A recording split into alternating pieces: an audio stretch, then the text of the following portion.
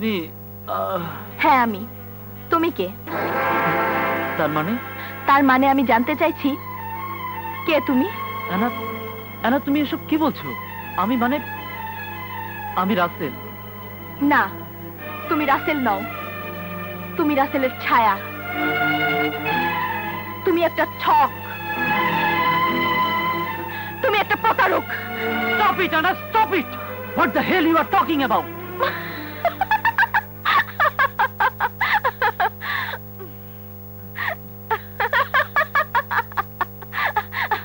খুব ভয় পেয়ে গেছো তাই না? আচ্ছা বোকা, যাই হোক, কতক্ষণ ধরে চা নিয়ে দাঁড়িয়ে আছি, উঠছই না, তাই একটু ফান করছিলাম। ফান করা ভালো, কিন্তু তার একটা সীমারেখা থাকা উচিত। রাগ করেছো? প্লিজ রাগ করো না। তোমার গোমরা মুখ দেখলে আমার সারা দিনটাই মাটি হয়ে যাবে। নাও। Thank you.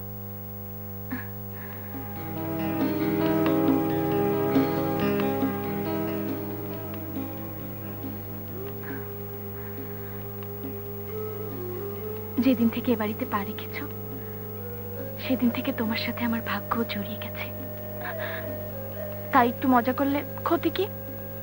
সরি আনা, হঠাৎ ঘুম থেকে উঠে একটু অ্যাবনর্মাল হয়ে গিয়েছিলাম। Extremely sorry. হয়েছে হয়েছে, এখন যাও তো, তাড়াতাড়ি তৈরি হয়ে নাস্তা খেতে এসো। ড্যাডি বসে আছে। কুইক।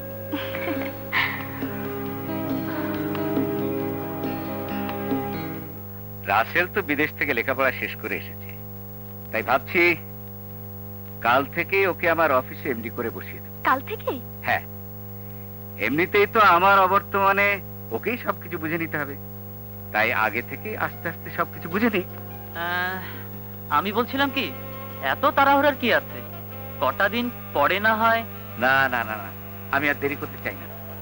তাছাড়া আমার উইল অনুযায়ী তুমি অফিসে জয়েন করার মুহূর্ত থেকে আমার স্থাবর অস্থাবর সমস্ত সম্পত্তির মালিক হবে তোমরা দুজন। সুতরাং যার জিনিস সেই বুঝে নাও। তারপর আমার একটা মাত্র কাজ বাকি থাকবে। কি কাজ ড্যাডি? সেটা আমাদের ব্যাপার, কি বলো আবু মিয়া? মানে আমি একটু আসছি।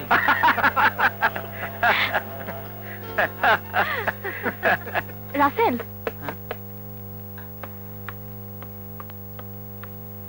এত বড় একটা খবর শুনে তুমি খুশি হওনি মনে হচ্ছে? খুশি মানে কি? দাঁত বের করে হি করে হাসা?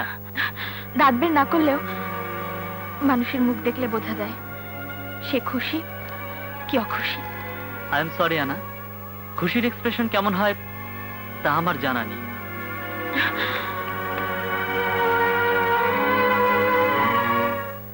একলা পায়া তীরে এই নিতুর বনে আজ পাশা খেলবো রে শাম রে, আজ পাশা খেলবো রে শাম, আজ পাশা খেলবো রে শাম। বন্ধ কর, বন্ধ কর।